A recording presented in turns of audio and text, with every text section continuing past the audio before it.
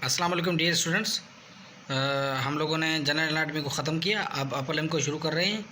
ठीक है, तो थोड़ा सा मैं अपर लिम्ब का इंट्रो दूंगा और उसके बाद बाकायदा जो है वो टॉपिक से शुरुआत करूंगा। और आज का पहला टॉपिक हमारा है ब्रेस्ट। ठीक है, upper limb is a multi jointed lever that is freely movable on the trunk at the shoulder joint. Shoulder joint से आप बखूबी वाकुफ़ हैं। और ट्रंक, ये जो हमारा एक हेड होता है, हमारा बॉडी पार्ट है, ये बीच वाला जो हमारा बॉडी पार्ट है इमूवेबल, ये क्या है, ये ट्रंक है। सही है। तो शोल्डर जॉइंट की मदद से ट्रंक के ऊपर अपर लिम्ब जो है हमारा बाजू है। ठीक है, अपर लिम्ब, हमारे दोनों बाजू को अपर लिम्ब कहते हैं। ये हमारे बाजू मूव कर रहे होते हैं किसके ऊपर, ट्रंक के ऊपर। किसकी मदद से, शोल्डर जॉइंट की मदद से। सही है। Upper limb is a multi jointed lever, और ये मल्टी जॉइंटेड लीवर है। मल्टी जॉइंट माना ज़्यादा जिसके अंदर जॉइंट हो। अब देखें, शोल्डर जॉइंट भी आ गया अपर लिम्ब के अंदर, एल्बो जॉइंट भी आ गया। ठीक है, फिर रेडियोलर जॉइंट भी आ गए, फिर रिस्ट जॉइंट। इसके अलावा जो है वो इस तरीके से जो है वो जॉइंट्स हैं। तो ये मल्टी जॉइंटेड लीवर है। सही है, आप लोगों ने जो कैंसोलॉजी में लीवर पढ़ा है। ठीक है, upper limb is a multi jointed lever, और ये फ्रीली मूवेबल है किसके ऊपर, ट्रंक के ऊपर। आप मूव कर सकते हैं फ्रीली, आप अपने बाजू को फ्रीली मूव कर सकते हैं ट्रंक के ऊपर। ठीक है, at the shoulder joint, shoulder joint पे। At the distal end of the upper limb, upper limb का जो डिस्टल एंड है, प्रॉक्सिमल नहीं, डिस्टल जो एंड है, डिस्टल एंड पे एक ख़ास आर्गन होता है जिसको हैंड कहते हैं। ठीक है, इस आर्गन को क्या कहते हैं, हैंड कहते हैं।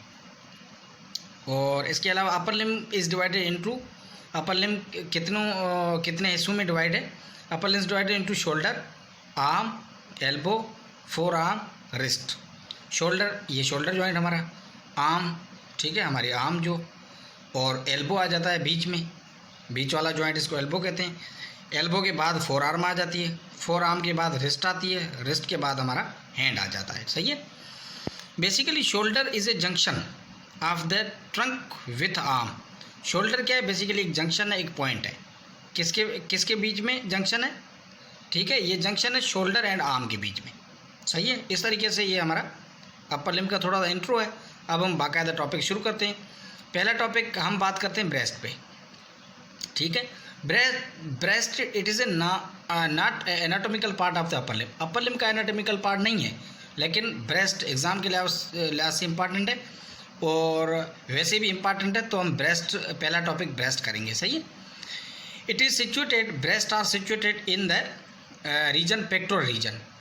Y it is called pectoral region, जिस रीजन पे ब्रेस्ट पाए जाते हैं। ब्रेस्ट को मेमरी ग्लैंड्स भी कहा जाता है। सही है। तो ब्रेस्ट जिस रीजन पे पाए जाते हैं, फीमेल में हम इसको मेमरी ग्लैंड कहते हैं। ब्रेस्ट जिस रीजन पे पाए जाते हैं उस रीजन को कहा जाता है पेक्टोरल रीजन। क्यों पेक्टोरल रीजन इसलिए कहा जाता है क्योंकि यहाँ पे पेक्टोरल्स मसल होता है।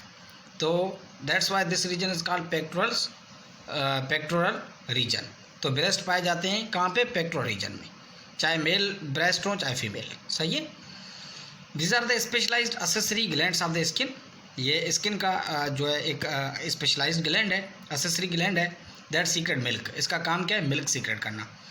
Breast present in both sex, दोनों सेक्स में होता है, मेल सेक्स में और फीमेल सेक्स दोनों में ब्रेस्ट पाया जाता है। ब्रेस्ट की जो बनावट है, ब्रेस्ट की जो स्ट्रक्चर है, वो मेल में एंड इमेच्योर फीमेल में सेम होती है। ठीक है, मेल एंड इमेच्योर फीमेल में ब्रेस्ट की बनावट जो है सेम होती है। सही है, स्ट्रक्चर सेम होती है। इसके अलावा हमारे पास है निप्पल। निप्पल क्या है, rounded structure over mammary gland. जो राउंडेड स्ट्रक्चर है इसको हम निप्पल कहते हैं। Nipple is surrounded by a coloured area called areola, और जो ब्लैकिश एरिया है around the nipple is called areola. सही है।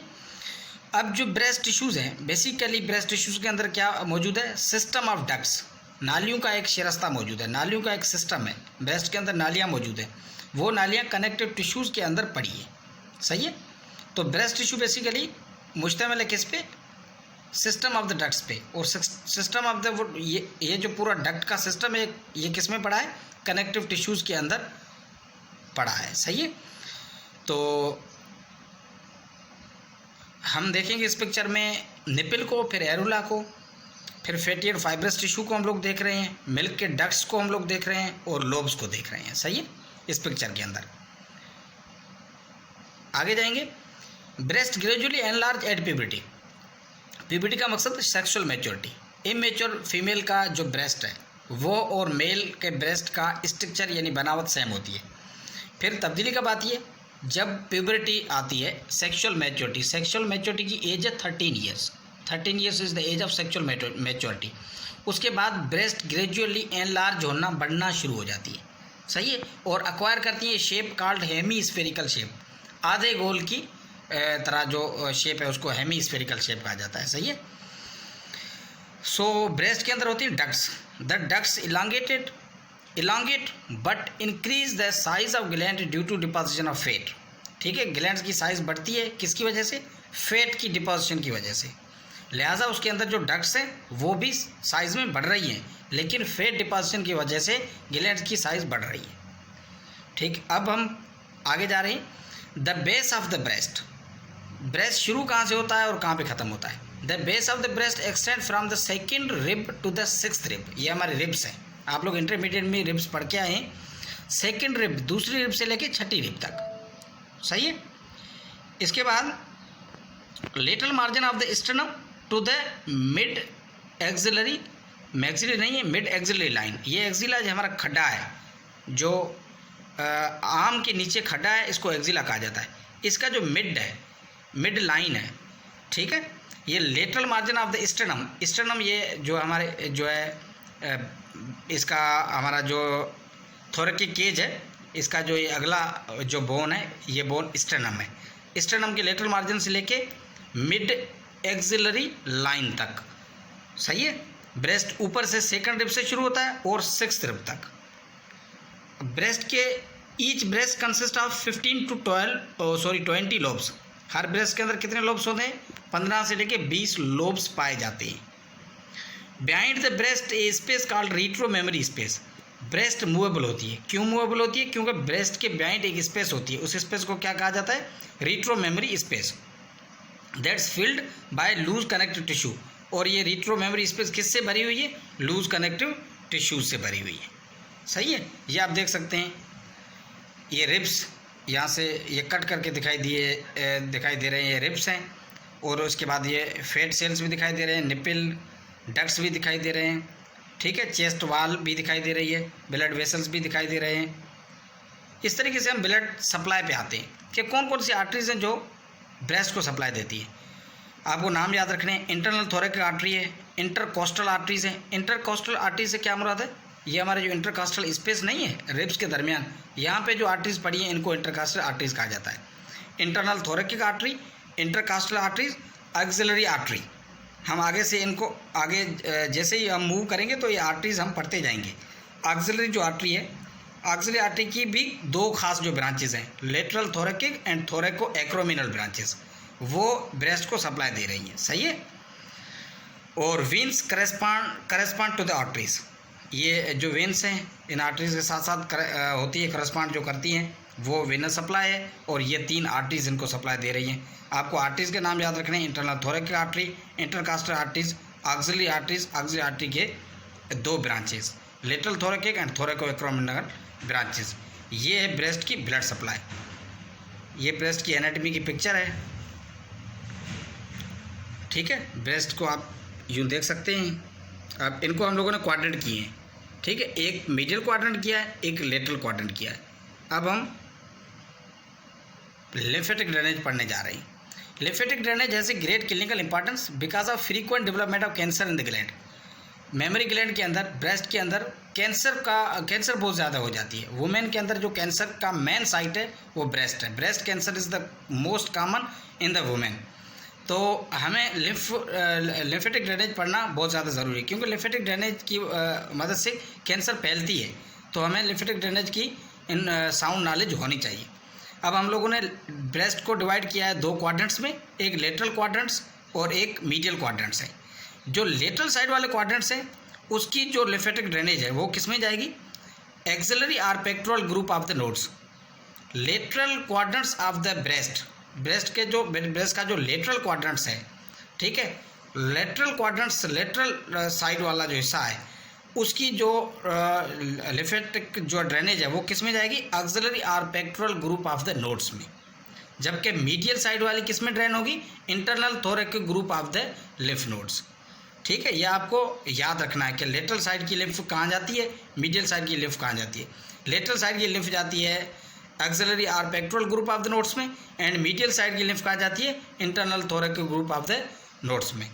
Few lymph vessels follow the posterior intercostal arteries, कुछ लिम्फ वेसल्स ऐसी हैं जो पोस्टीरियर इंटरकास्टल आर्टरीज को फॉलो करती हैं, फिर किस में जाकर ड्रेन करती हैं, पोस्टीरियर इंटरकास्टल नोड्स में। सही, ठीक है। इसके अलावा कुछ ऐसी लिम्फ वेसल्स हैं जो कम्युनिकेट करती है with the lymph vessels of the opposite breast. Some vessels communicate with the lymph vessels of the opposite breast, कुछ ऐसी लिम्फ वेसल्स हैं जो राब्ता रखती हैं किससे, अपोजिट साइड के लिम्फ वेसल से। सो इस तरीके से ये लिम्फेटिक ड्रेनेज आपको याद रखना है कि लेटरल साइड का लिम्फेटिक ड्रेनेज कहाँ जाता है, मीडियल साइड का लिम्फेटिक ड्रेनेज कहाँ जाता है, और कुछ जो है वो few lymph vessels follow the posterior intercostal arteries, तो वो जो है वो लिम्फ लेके जाती है पोस्टीरियर इंटरकास्टल नोड्स में, और कुछ जो है some vessels communicate with the lymph vessels of the opposite breast. तो ये लिम्फेटिक ड्रेनेज पे एसीक्यूज आता है, ये आपको याद रखना है। फिर कुछ क्लिनिकल पॉइंट्स हैं। ब्रेस्ट एग्जामिनेशन, ब्रेस्ट एग्जामिनेशन से मुराद ये है कि ब्रेस्ट को हाथ लगा के चेक किया जाता है। गायनोकोलॉजिस्ट डॉक्टर हैं जो ब्रेस्ट को हाथ लगा के चेक करते हैं कि ब्रेस्ट के अंदर कोई एब्सिस तो नहीं है, ठीक है, कोई ट्यूमर वगैरह तो नहीं है, इस तरीके से। Most common site of cancer in women is breast cancer, breast cancer is the most common, ठीक है, ब्रेस्ट के अंदर मोस्ट कॉमनली कैंसर हो जाती है। तो ये एमसीक्यूज़ के हवाले से अहम पॉइंट है। जब ब्रेस्ट को इंस्पेक्ट किया जाता है, चेक किया जाता है, तो सबसे पहले सिमेट्री देखी जाती है कि दोनों ब्रेस्ट सिमेट्रिकल हैं, ठीक है, और नहीं है, शेप उनकी सेम है और उनमें कोई डिफर आ गया है, कोई डिफरेंस आ गया है। एनी सोइलिंग शुड बी नोटेड, अगर कोई सोइलिंग होती है तो भी गायनोकोलॉजिस्ट नोट कर लेती है कि ये सोइलिंग किस वजह से है, कोई ट्यूमर तो नहीं है, ठीक है। ट्यूमर कैंसरस भी हो सकता है, नॉन कैंसरस भी हो सकता है। कैंसरस ट्यूमर को मैलिग्नेंट ट्यूमर कहा जाता है, नॉन कैंसरस को बेनाइन ट्यूमर कहा जाता है। Evidence of retraction and nipple, retraction से क्या मुराद है, मैं पिक्चर में दिखाता हूँ। रिट्रैक्टेड निपल, ठीक है, एक निपल आगे निकला हुआ होता है, एक निपल जो है वो पीछे है, पीछे चला जाता है। ये पीछे जो निपल चला जाता है ये रिट्रैक्टेड निपल कहलाता है। सही है। इसके अलावा मेमोग्राफी होती है। मेमोग्राफी रेडियोग्राफिक एग्जामिनेशन है, इसमें एक्सरे यूज़ होता है और ब्रेस्ट को चेक किया जाता है। किसके लिए चेक किया जाता है कि ब्रेस्ट के अंदर कोई ट्यूमर है तो आया वो ट्यूमर कैंसरियस है या नॉन कैंसरियस है, इसको चेक करने के लिए मेमोग्राफी इस्तेमाल की जाती है। सही है। तो मुझे उम्मीद है आपको समझ में आ गया होगा। अगर कोई क्वेश्चन हो तो आप मुझे पर्सनली व्हाट्सएप पे पूछ सकते हैं। Thank you very much.